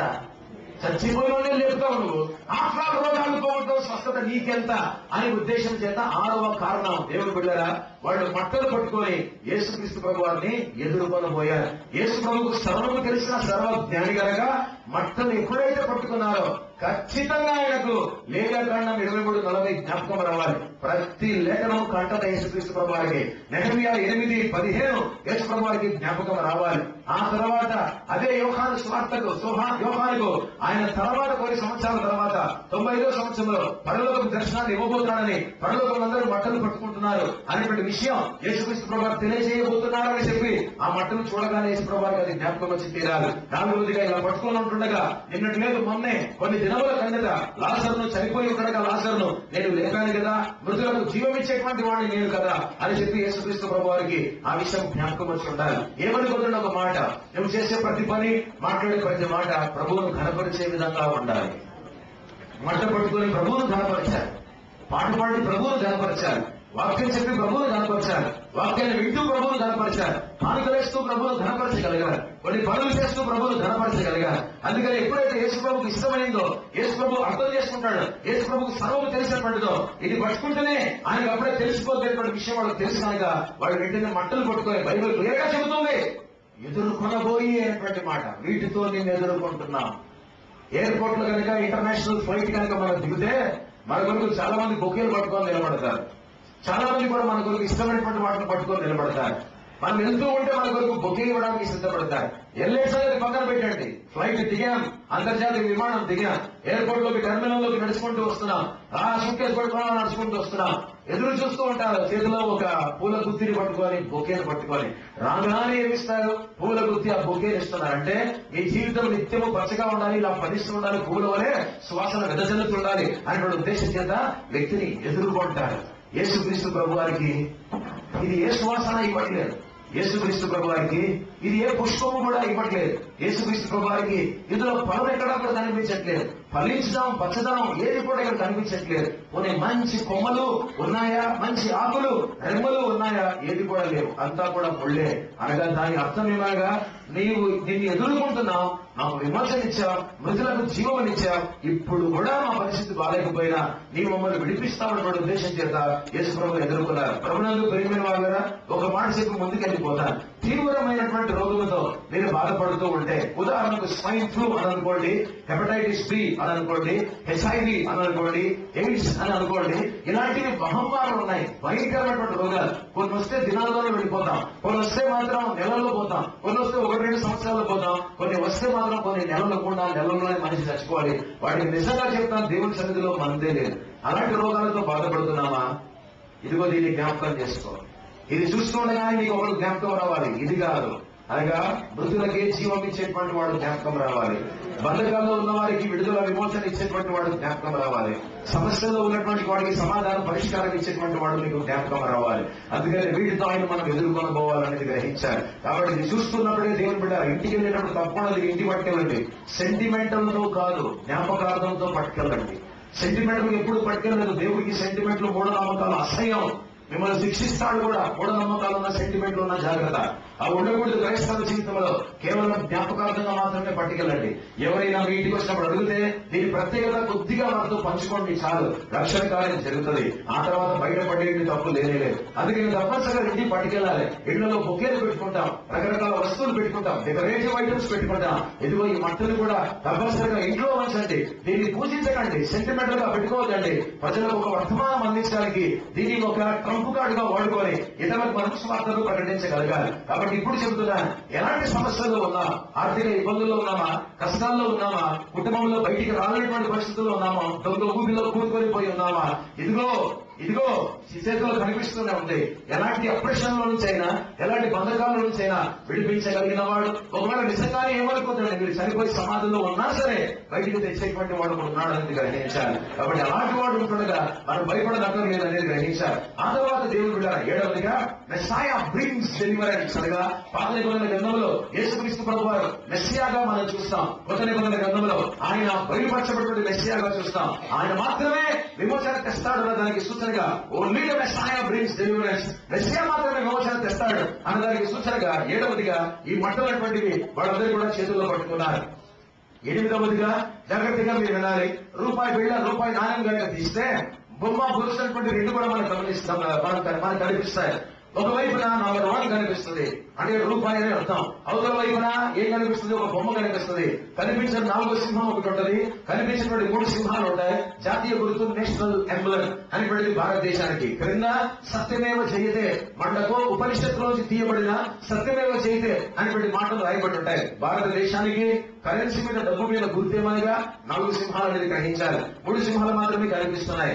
ఎగ్జాక్ట్లీ యేసుక్రీస్తు ప్రభు వారు చనిపోయి తిరిగి లేచి పైకి వెళ్లిపోయిన తర్వాత టైటస్ వెస్పేషియన్ అనేటువంటి తండ్రి కుమారులు రోమా చక్రవర్తులు వచ్చి పీకలు నరికేసి కాలువల్లాగా రక్తం ప్రవహించేటట్టుగా 10 లక్షల మంది యూదులను చంపేసి 185 దినములు యెరూషలేమును సీజ్ చేసి లోపల నుంచి బయట నుంచి లోపలికి కానీ ఆహారం రాకుండా పోకుండా, నీళ్లు రాకుండా పోకుండా మొత్తం బంధించేసి వారిని అన్ని దినములు బంధకాల్లో ఉంచి ఉంటాడుగా, టైటస్ వెస్పేషియన్ దొరికినట్టు నరుకుంటూ వెళ్ళిపోతుంటే, కమేలాలో ఏ విధంగా గొర్రెపిల్లలు వధింపబడుతుంటే రక్తం ఏ వైపు ప్రవహిస్తుందో, టైటస్ వెస్పేషియన్ దాడి చేసి యెరూషలేమును అంతా నాశనం చేసి 10 లక్షల మంది చంపుతున్నటువంటి టైంలో AD 60 66-70 జాగ్రత్తగా మీరు వినాలి. అప్పుడు యేసు ప్రభు చనిపోయి తిరిగి లేచి పైకి వెళ్ళిపోయాడు. అయిపోయిన తర్వాత 86-66-70 జాగ్రత్తగా మీరు వినాలి. ఆ టైంలో జాగ్రత్తగా దేవుని బిడ్డలారా కొన్ని నాణాలను ప్రింట్ చేశారు, అనగా కొన్ని కాయిన్స్ ను మింట్ చేశారు. ఎవరు కాయిన్స్ ను మింట్ చేశారు?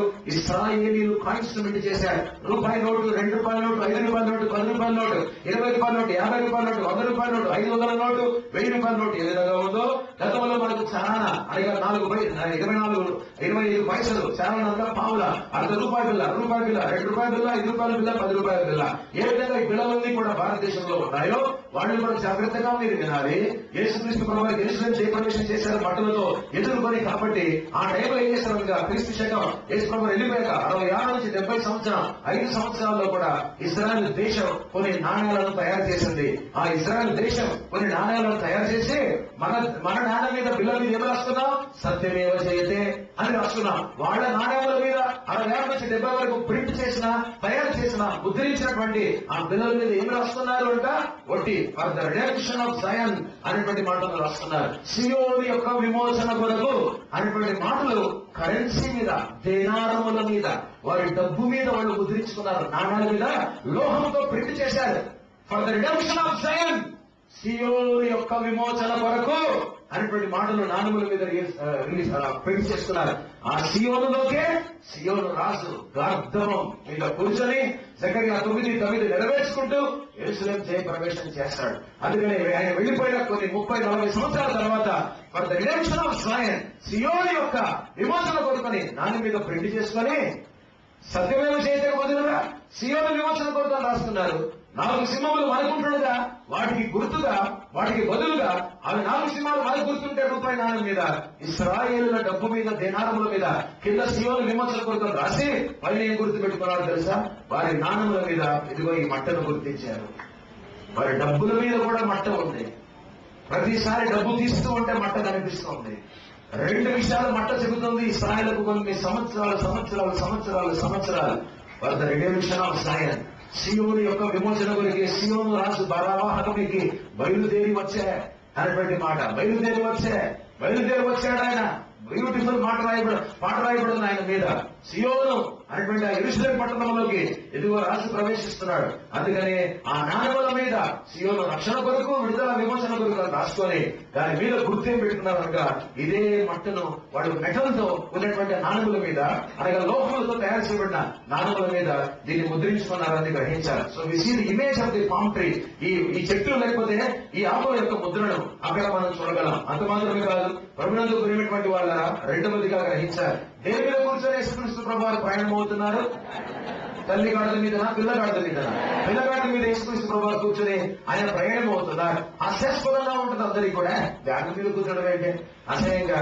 రాసున్నోడు గుర్రం మీద రావాలి, ఏనుగు మీద రావాలి, లేకపోతే ఒంటెల మీద రావాలి అని అనుకుంటాం, రథం మీద రావాలనుకుంటాం. కానీ యేసు ప్రభువారు దేవుని బిడ్డలారా గాడిద మీద వస్తున్నాడు. జాగ్రత్తగా వాక్యాలు వినాలనుకుంటున్నారు. గాడిద మూడింటికి ఆధారం అనేది గ్రహించారు. ఒకటి సింప్లిసిటీ, సాధారణమైనటువంటి జీవితాన్ని చూపిస్తుంది గాడిద. యేసుక్రీస్తు ప్రభువారి జీవితం నిరాడంబరమైనటువంటి జీవితం. హడావిడి ఎక్కడా కూడా చేయలేదు. మనం పుడుతున్నామంటే పెద్ద హడావిడి. అందరికీ కూడా ఫోన్ చేసేసి ఇదిగో వాస్తవమో, లేకపోతే నా భార్య ప్రసవించబోతుంది కాబట్టి అందరూ కూడా రండి, పుట్టబెట్టండి, బిడ్డ కొరకు ప్రార్థించండి. అసలు ఎప్పుడో కడుపులో పడి ఇక 9 నెలల తర్వాత ప్రసవించాలి. ఇమీడియట్ గా గర్భం మొదలుకొని పాస్టర్ దగ్గరికి వస్తారు. పాస్టర్ గారు ఇదిగో శుభమైన ప్రసవించుడు ప్రార్థన చేయండి. ఎందుకు త్వరగా ప్రార్థన? 9 నెలలు వెయిట్ చేయి. ఏటి కొంపలు మునిగిపోయాయి, వెయిట్ చేయాలి. దేవుడు ఇస్తాడు తప్పనిసరిగా. గర్భం ఇచ్చినటువంటి వాడు గర్భ ఫలం కూడా ఇవ్వబోతున్నాడు అని మనం నమ్మాలి. ఊరికి అన్నిటికీ సెంటిమెంట్ గా ప్రార్థన చేయించుకోవడం కాదు. జాగ్రత్తగా మీరు వినాలి. సింప్లిసిటీ. ఆయన జీవితంలో ఎక్కడ కూడా ఆడంబరాలు కనిపించట్లేదు. మన కొడుకు పుట్టాలి, కూతురు పుట్టాలి, ఊరికంతా ఫోన్ చేసేసి ఏదో లోకానికి రక్షకుడు పుట్టాడు అన్నట్టుగా చెప్పుకుంటున్నాం అందరికీ కూడా. ఎవరికి ఉపయోగం నీ కొడుకు, ఎవరికి ఉపయోగం నీ కూతురు? అసలు నీ బతికే నా బతికే భూమికి బరువు వెళ్ళిపోయింది కావాలి చెప్పాలంటే. ఎవరికి ఉపయోగం మన పిల్లలు? ఆలోచించగలగా. ఏమీ లేదు మన బతుకులకు. గొప్పతనం చూపించుకుంటున్నాం, ఏదో గొప్పలో అన్నట్టుగా బిల్డప్ ఇచ్చుకొని వెళ్ళిపోతున్నాం. సింప్లిసిటీ. యేసు ప్రభువు కోసం ఒక్క మాట సింప్లిసిటీ. ఎందుకు గాడి దిగాడని గ్రహించారు. పరలోకములో ఉన్నవాడు పశువుల పాకలో పుట్టాడు. సింహాసనం వదులుకొని శిలవను ఎత్తుకున్నాడు. ఆరాధన వద్దనుకొని అవమానం కావాలనుకున్నాడు. దేవతలో వద్దనుకొని మనుషులు కావాలనుకున్నాడు. పరలోకమే వద్దనుకొని భూలోకం కావాలనుకున్నాడు. పరిశుద్ధమైన వాతావరణం వదులుకొని పాపమయమైనటువంటి లోకము కావాలనుకున్నాడు. వేదాల దూతలుగా కాదు, కొటానికి ఒక దూతలు ఉంటుండగా వారిని వద్దనుకొని పాపుల మధ్య నాకంటూ ఎవరు లేరు అన్నట్టుగా ఒంటరివాడు యేసుక్రీస్తు ప్రభువు లోకానికి వచ్చారు. Simplicity and life. జీవితంలో దేవుడు బిడ్డరా సాధారణమైనటువంటి జీవితాన్ని దేవుడు కోరుతూ ఉన్నాడు. మరి బట్టలు వేసుకోవడము, కారులో తిరగడం ఇవన్నీ తప్ప అంటే దేవుడు తన కృపలో ఇచ్చేటువంటి దీవెనలు ఇస్తున్నప్పుడు అనుభవించడమే. Otherwise simple life. ఏమైనా చెప్తున్నారు ఒక మాట, మనం గ్రాండ్ గా బతకాలనే యేసు ప్రభు సింపుల్ గా బతికాడు. అందుకనే గాడిదలు ఎక్కాడు, సింప్లిసిటీని తెలియజేస్తుంది. రెండవదిగా గాడిద దేనికి సూచన అనగా హ్యూమిలిటీకి, తగ్గింపుకు సూచన. బాగా వినాలి. ఎక్కడ తగ్గించుకున్నాడు? మనం ఎవరైనా చిన్న వాహనాలు ఎక్కుతామా? కొన్నిసార్లు నన్ను ఆటోలో చూస్తే మీరు ఆటో ఎక్కారేంటి పాస్ గారు అంటారు. సిటీ బస్ అసలు నేను ఎక్కను, ఎప్పుడో ఎక్కితే మీరు సిటీ బస్ లో కూర్చున్నారు ఏంటి అని అంటారు. టూ వీలర్ ఎక్కితే ఏంటి పాస్ గారు మీరు టూ వీలర్ మోటార్ సైకిల్ ఎక్కారు అని అంటారు. తప్పేముంది? యేసుప్రభు అంతటి వాడే గాడిదలు ఎక్కినప్పుడు అర్థాలు నా బతికెంత, రైలు ఎక్కడానికి, సిటీ బస్ ఎక్కడానికి, ఆటో ఎక్కడానికి, రిక్షా ఎక్కడానికి, సైకిల్ ఎక్కడానికి, మోటార్ సైకిల్ ఎక్కడానికి. హ్యూమిలిటీ, జీవితంలో తగ్గింపు ఉండాలి. యేసుప్రభు తగ్గింపు కోసం కొన్ని మాటలు చెప్తాను.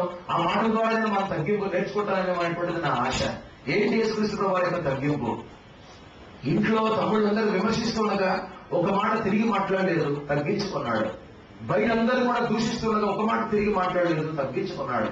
నీకు ఏమి లేదు, బికారుడివి నువ్వు అని నువ్వు ఎలా ఉంటావో మాకు తెలిసే, నువ్వు ఒక దుర్బీజుడు అని యేసుక్రీస్తు ప్రభువుని ఇల్లీగల్ సన్ అన్నట్టుగా మాట్లాడి సమాజంలో ఆయన అవమానపరిచినా సరే ఆయన తగ్గించుకునే ఉన్నాడు.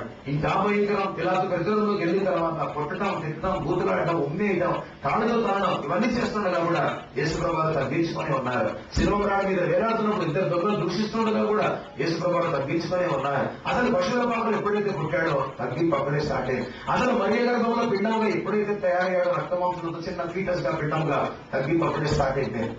కాబట్టి పుట్టింది మొదలుకొని చచ్చిపోయిన వరకు యేసు ప్రభు జీవితంలో తగ్గింపే ఉంది.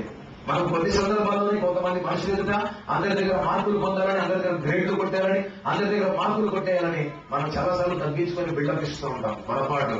తగ్గింపు అనేది మనసులో ఉన్నప్పుడు ఆటోమేటిక్ గా శరీరంలో బయటపడుతుంది. తగ్గింపు అనేది హృదయంలో ఉన్నప్పుడు జీవితంలో ఇతరులకు కనిపిస్తుంది. యేసుక్రీస్తు ప్రభు 10 మంది ఎదుట ఒకలాగా, మరొక 10 మంది ఎదుట ఒకలాగా ప్రవర్తించలేదు మనలాగా. యేసు ప్రభు వారు మాత్రం జీవితాంతం 33 సంవత్సరాల భూమి మీద తగ్గించుకునే యేసు ప్రభు వారు బతికారు. ఇంకా ఒక మాట చెప్పమంటారా? పొరపాటున కాళ్ళు అవుతేనే హిందువులు ఇలా అనుకుంటారు 3-4 సార్లు. కాళ్ళు దగ్గర అయిపోయారు. చేయదవుతేనే ఒకటి నాకు మొక్కుతున్నాడు.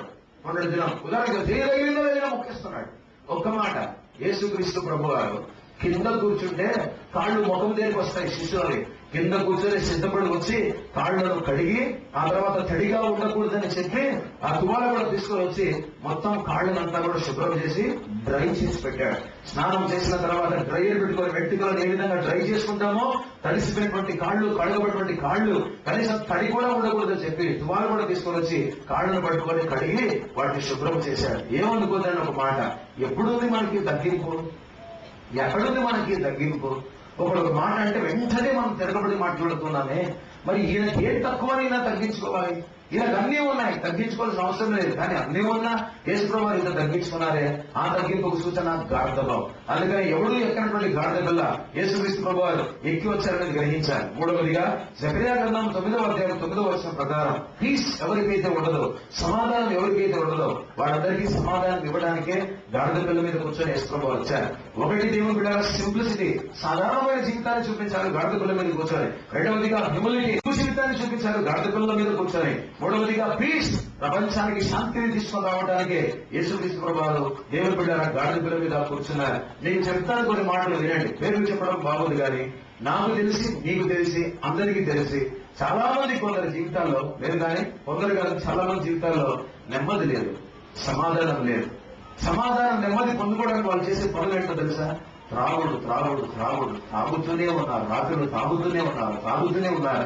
నిద్ర పట్టట్లేదు. నిద్ర పట్టకపోతే ఏం చేయాలి? టాబ్లెట్లు వేసుకోవాలి. తాగాలి, టాబ్లెట్ వేసుకోవాలి, తాగాలి, టాబ్లెట్ వేసుకోవాలి. లోపల లివర్ పాడైపోతుంది, లివర్ కాలిపోతూ ఉంది. తాగి తాగి తాగి షుగర్ ఎక్కువైపోతుంది. వాళ్ళు ఏది గ్రహించలేకపోతారు. షుగర్ ఎక్కువైతే అవి కొన్ని అవయవాలను కొట్టుకొని వెళ్ళిపోతాయి. కళ్ళను పాడు చేస్తుంది, మూత్ర పిండాలను పాడు చేస్తుంది, గుండెను పాడు చేస్తుంది. మజిల్స్ లోపల పెరగనివ్వకుండా షుగర్, డయాబెటీస్ మజిల్స్ తినేస్తుంది. మజిల్స్ లో గ్రోత్ రాదు, అందుకే బాడీ తగ్గిపోతూ ఉంటది. షుగర్ పేషెంట్లకు మజిల్స్ అనేటువంటివి ఉండవు. ఒంట్లో ఉన్న పవర్ అంతా కూడా, ఫిజికల్ పవర్, ఫిజికల్ స్ట్రెంగ్త్ అంతా కూడా తగ్గిపోతూనే ఉంటది. ఎందుకు ఈ మాట చెప్తున్నారు? ప్రభునందు ప్రేమటువంటి వాళ్ళారా, యేసు క్రీస్తులో ఆ బలాన్ని, ఆ శక్తిని అంతా కూడా మనం చూడగలం. ఎంతగా తగ్గించుకున్నాడంటే ఇప్పుడు అది భరించలేక చాలా మంది తాగుతూనే ఉన్నారు. అరే ఆల్రెడీ నీ లివర్ పాడైపోయింది, మీకు షుగర్ ఉంది, కళ్ళకు ఎఫెక్ట్ కొడుతుంది, మూత్రపిట్టలకు ఎఫెక్ట్ కొడుతుంది, గుండెకి ఎఫెక్ట్ కొడుతుంది, మసిల్స్ అలా ఉండేవి నీవి. ఈరోజు అన్ని కూడా సన్నగైపోతున్నావు. ఇంకా నువ్వు తాగుతున్నావు. మరి ఎందుకు తాగుతున్నావురా? షుగర్ పేషెంట్ కదా, నువ్వు ఎందుకు తాగుతున్నావు? స్ట్రీట్ కడుతుంటే నెమ్మది లేదురా, శాంతి లేదు, సమాధానం లేదు. ఎందుకుంటదిరా శాంతి? ఎందుకుంటదిరా నెమ్మది? యేసు ప్రభు దేవునికి ఎందుకుంటది నెమ్మది? ఎందుకుంటది శాంతి? నా మాట వినండి, రాత్రికాలం ముందు ఎన్ని కుటుంబాల్లో శాంతి ఉంది? నేను చెప్పినా మీరు చెయ్యొద్దండి, కానీ చెప్తాను వినండి. పేపర్ తీసుకొని పెన్ తీసుకొని రాయండి, నాకు నెమ్మది ఉందని చెప్పిన ఎవరైనా. నా కుటుంబంలో నెమ్మది పోలి నీకుంది వేసుకోమని నమ్ముకోండి. నీ కుటుంబంలో నెమ్మది ఉందేమో చెప్పండి. ఎలా నా కుటుంబం ఫోటోలు, మా ఫ్యామిలీలో పీస్ ఉందని వాళ్ళు ఎంతమంది ఉన్నారు చెప్పండి. నా ఊరిలో పీస్ ఉంది, మా రాష్ట్రంలో పీస్ ఉంది. ఒక్క రాజకీయ నాయకుడు పీస్ ఉందేమో అడగండి. 1,00,000 కోట్లు తింటున్నాడు ఒక్కొక్కరు. ఒక్కరికైనా పీస్ ఉందేమో అడగండి. ఎవరికి కూడా శాంతి సమాధానం లేదు. మరి అది ఇస్తాను అన్న దానికే యేసు ప్రభు కూర్చొని వచ్చాడు. వాక్యం అర్థమవుతుందా? వాళ్ళేమో మట్టలు పట్టుకొని ఎదురొచ్చారు, ఎదుర్కొని పోయారు మట్టలు పట్టుకొని, నువ్వు మాకు విమోచన ఇవ్వబోతున్నావని. ఈయన వాళ్ళని ఎలా ఎదుర్కొన్నాడు? గాడిద పిల్ల మీద కూర్చొని ఎదుర్కొన్నాడు. వాళ్ళని ఎలా ఎదుర్కొన్నారు? మట్టలు పట్టుకొని ఎదుర్కొన్నారు. అంటే నీవు మాకు విమోచన ఇవ్వబోతున్నావు. ఎస్, నేను మీకు సమాధానం ఇవ్వబోతున్నాను. మట్ట ఎదురు వచ్చింది, గాడిద ఎదురు వచ్చింది. ఇంతకు ఎవరికి వచ్చినారు అసలు సీన్లో అంటే యేసు ప్రభు ఉన్నాడు. నీకు విమోచన, శాంతి, సమాధానం, రక్షణ, పాపక్షమాపణ ఒక యేసు ప్రభు మాత్రమే ఇస్తాడు. అందుకని గాడిద మీద కూర్చొని యేసుక్రీస్తు ప్రభువు యేసులోకి దేవ ప్రవేశం చేశారు. చివరిగా దేవుని బిడ్డరా బుర్ర పాడేటువంటి ఒక ఎక్స్పోజిషన్ చెప్తారు దేవుని వాక్యంలో, వినాలని కోరుతున్నాను. యెహెజ్కేలు గ్రంథం 1వ అధ్యాయం. ఏమనబడింది? బైబిల్ ఎవరు కూడా తెరవద్దండి. ఈ మాట నుంచి 5 నిమిషాల్లో ముగించబోతున్నారు. యెహెజ్కేలు గ్రంథం 1వ అధ్యాయం. పరలోకంలో దర్శనములు చూసిన యెహెజ్కేలు ప్రవక్త బబులోను దేశంలో చెరగా వెళ్ళిపోయి, చెరలో ఉంటున్నప్పుడు కూడా దేవుడు తన కృపలో కనుక దర్శనం ఇచ్చాడు. పరలోకంలో దేవుని యొక్క దర్శనాన్ని చూశాడు. నీకు నిజంగా జ్ఞానం ఉన్నా లేకపోయినా, చదువు వచ్చినా లేకపోయినా వినండి, అర్థమైపోతుంది దేవుని వాక్యం. గన్ షాట్ లాంటివి చెప్తున్నాడు యేసు ప్రభు. అలాంటి వాడిని ఇప్పుడు అర్థమైపోతుంది. ఏం రాయబడిందో తెలుసా? గాడిద మీద కూర్చున్నాడు అని రాయబడిందా? గాడిద మిగిలిన గాడిద మీద ఆసీనుడై అని రాయబడిందా? ఏది కరెక్ట్? ఏది కరెక్ట్? ఆసీనుడై కరెక్ట్. గాడిద మీద కూర్చున్నాడు అనేది కాదు. బైబిల్ వెరీ క్లియర్లీ సేస్ గాడిద మీద ఆసీనుడై. సాధారణంగా మనం ఏమంటాం? ఎవరైనా బండి ఎక్కుతుంటే తమ ఆసీనులు కండి అంటామా? బండి ఎక్కుతుంటే మా కారులో ఆసీనులు కండి అంటామా? పౌరాణిక భాష వాడతామా? ఏమంటా? కూర్చోమే అని అంటాం. త్వరగా కూర్చోండి, టైంలో త్వరగా కూర్చోండి అని అంటాం. కూర్చో కూర్చో కూర్చో కూర్చో అని పదమే వాడతామా? తమరు దయచేసి ఆసీనులు కండి అంటామా? నన్ను సీరియస్లీ జోక్ కాదు అంటామా? అనమా? అనము కదా. భాష ఆసీనులు అనేటువంటి మాట ఎప్పుడు వాడతాము? సింహాసనాసీనునికే ఆసీనులు కండి అని అంటాం. ఘనత పొందిన వానికే, ఘనపరచబడేటువంటి వానికే, గొప్పవానికే తమ ఆసీనులు కండి అనేటువంటి పదం వాడతాం. రాజులకే తమ ఆసీనులు కండి సింహాసనం మీద అనేటువంటి పదం వాడతాం. యేసు ప్రభు కూర్చుంటెను అనే పదం మీకు కనిపించదు. ఆసీనుడై అనేటువంటి పదం నా మాట కాదు, బైబిల్లో చూపిస్తాను. గాడిద పిల్ల మీద ఆసీనుడై అనేటువంటి మాట. ఇప్పుడు జాగ్రత్తగా వినాలి. యెహెజ్కేలు గ్రంథం 1వ అధ్యాయం 26వ వచనంలో నరస్వరూపి ఆసీనుడై సింహాసనం మీద కూర్చొని ఉండను. ఎవరు? నరస్వరూపి ఆసీనుడై సింహాసనం మీద కూర్చొని ఉండను. ఏ స్వరూపి? ఆత్మస్వరూపి కాదు, నరస్వరూపి. మానవ స్వరూపము ధరించిన వాడు 1వ అధ్యాయం 26వ వచనంలో ఎక్కడ కూర్చున్నాడు? పరలోకంలో సింహాసనం మీద కూర్చొని ఉన్నాడు. యెహెజ్కేలు గ్రంథంలో, యెషయా గ్రంథం 6వ అధ్యాయం 1వ వచనంలో ప్రభువు ఆసీనుడై అనేటువంటి మాట. ఎక్కడ కూర్చున్నాడు? ఏ సింహాసనం? చెప్పడం చూద్దాం. అత్యున్నత సింహాసనం మీద ఎవరు ఆసీనుడై కూర్చున్నాడు? ప్రభువు ఆసీనుడై కూర్చున్నాడు. మళ్ళీ దానియేలు గ్రంథం 7వ అధ్యాయం 9వ వచనం చూస్తే అనేక సింహాసనములు వేయబడగా ఏమి రాయబడింది అనగా మహావృత్తుడు కూర్చుండను, ఆసీనుడై ఉండను అని రాయబడింది. ఇప్పుడు మీరు వినాలి. యెహెజ్కేలు గ్రంథం 1వ అధ్యాయం 26వ వచనంలో నరస్వరూపి అయినటువంటి వాడు పరలోకంలో సింహాసనాసీనుడై ఉన్నాడు. యెషయా గ్రంథం 6వ అధ్యాయం 1వ వచనంలో ప్రభువు పరలోకంలో అత్యున్నత సింహాసనం మీద ఆసీనుడై ఉన్నాడు. దానియేలు గ్రంథం 7వ అధ్యాయం 9వ వచనంలో దేవుని బిడ్డలారా మహావృతుడైనటువంటి వాడు సింహాసనముల మీద ఆసీనుడైనటువంటి వాడు ఇప్పుడు భూమి మీద గర్ధవం మీద ఆసీనుడై ఉన్నాడు. ఎందుకు? అప్పటికప్పుడే వద్దు, నాట్ జోకింగ్, అప్పుడే వద్దు, కంప్లీట్ చేయాలి. అప్పుడే చెప్పడం లేదు. ఎందుకు? సింహాసనం మీద కూర్చుంటే దూరంగా ఉంటాడు, పరలోకములో ఉంటాడు, కోట్ల మైళ్ళ దూరంలో ఉంటాడు. సూపర్ సానిక్ లో ప్రయాణం చేసి వెళ్ళినా కూడా రీచ్ అవ్వలేం, అన్రీచబుల్ గాడ్ గా ఉంటాడు. ఎప్పటికీ ఆయన చేరుకోలేదు. సమీపించరాని తేజస్సులో నివాసం ఉండేటువంటి వాడి దగ్గరికి మనలాంటి పాపులు వెళ్ళలేదు. అందుకనే జాగ్రత్తగా వినాలి. నరస్వరూపి సింహాసనం మీద ఆసీనుడైనాడు, ప్రభువు సింహాసనం మీద, అత్యున్నత సింహాసనం మీద ఆసీనుడైనాడు, మహావృద్ధుడు సింహాసనం మీద కూర్చొని ఉన్నాడు. పాత నిబంధనలో సింహాసనాసీనుడైనటువంటి వాడు నరస్వరూపి, ప్రభువు, మహావృద్ధుడు. ఇప్పుడు ఆసీనుడై ఎక్కడ ఉన్నాడు? కూర్చున్నాడు. ఆసీనుడై గాడిద పిల్ల మీద కూర్చున్నాడు. అంటే ఎక్కడో సమీపించడానికి తేజస్సులో దేవునిగా పరలోకంలో అందుబాటులో లేనటువంటి ఆ దేవుడు అయినా యేసు ప్రభు అందరికీ అందుబాటులో ఉండేటట్టుగా గాడిద పిల్ల మీద కూర్చొని దగ్గరికి వస్తున్నాడు. అంతే. సింపుల్ గా అర్థం చేసుకుంటే దేవుడికి స్తోత్రం. Only Jesus Christ is accessible to all human beings. ఒక్క యేసు ప్రభు ప్రతి మనిషికి అందుబాటులో భూమి మీద ఉన్నాడు. అందుకనే కూర్చున్నాడని పదం వాడలేదు అక్కడ. గాడిద మీద, గాడిద పిల్ల మీద ఆసీనుడై. ఏం పదమండి అది, ఆసీనుడై. ఏమనుకోదండి, జాన్ ఎలా ప్రజెంట్ చేస్తున్నాడు యేసు ప్రభు వారు. ఏమనుకోదు, నీ ప్రజెంటేషన్ ఎలా ఉంది సువార్తలో, ఎలా ఉంది నీ లాంగ్వేజ్, బాణీలు ఎలా ఉన్నాయి. ఉదయం ఒక భాస్కర్, సీనియర్ భాస్కర్ చెప్పారు, భాస్కర్ మీ బాణీలు భలే ఉంటాయనే వాక్యంలో. ఆ బాణీలు విసురుతారు కాబట్టి జనాలు మీరు ఆకర్షితులైపోతున్నారు. పరిసరం వదులుకోవద్దండి భాస్కర్, మీ బాణీలు అలా ఉంటాయని అంటారు. ఎస్, ఆ బాణీలు దేవుడు నాకు ఇచ్చాడు, మహిమ దేవుడికే. నీ పదం బాణీలాగా ఉండాలి. వదులుతా వదలడు ఆకర్షితులు అయిపోవాలి. యోహాను ఎలా రాస్తున్నాడు, స్వార్థికి ఎలా రాస్తారు, కూర్చున్నాడు గాడి మీద మళ్ళాడుతాడు, అదే బండ్లో కూర్చారా, కారులో కూర్చారా అన్నట్టుగా. నో, ఆసీనుడై. పాత నిబంధనలో సింహాసనాల మీద ఆసీనుడైన వాడు ఇప్పుడు గాడిద మీద ఆసీనుడైనాడు. ఒకటే ఒక మాట గ్రహించాలంటే, నౌ ఆన్ యాస్, ఇప్పుడు అదే దేవుడు గాడిద మీద కూర్చొని ఉన్నాడు. He has got accessibility to all the human beings. మనుషులందరికీ అందుబాటులో ఉన్నాడు. ఇప్పుడు అక్కడ పాత నిబంధనలో సింహాసనాల మీద ఉంటే, కొత్త నిబంధన కాలంలో గాడిద మీద కూర్చొని, గాడిద పిల్ల మీద కూర్చొని అందుబాటులో ఉంటే, ఇప్పుడు మాత్రం మన స్తుతుల మీద కూర్చొని ఆశీనుడై ఉన్నాడు.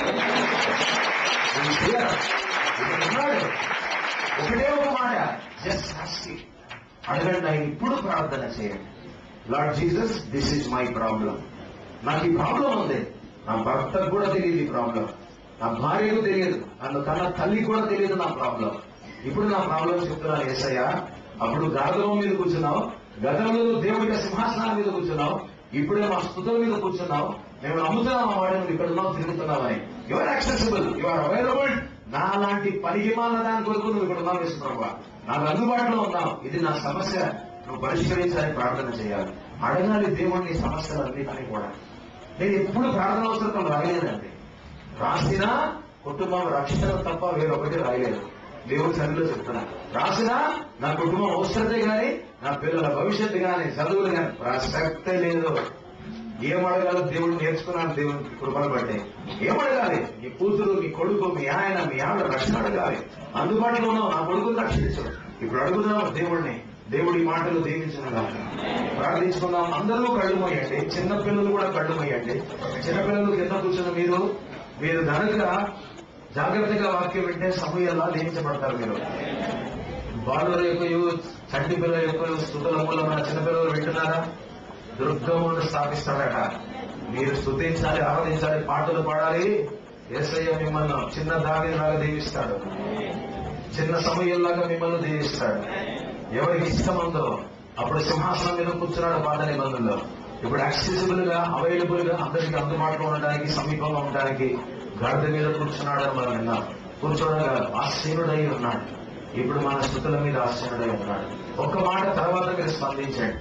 మీకు నిజంగా ఒక ప్రాబ్లం ఉంటే ఇప్పుడే ఇక్కడే ఈ క్షణం మన మధ్యలో ఆసీనుడైనటువంటి వానికి లేచి నోరు తెరచి మీ ప్రాబ్లం చెప్పండి.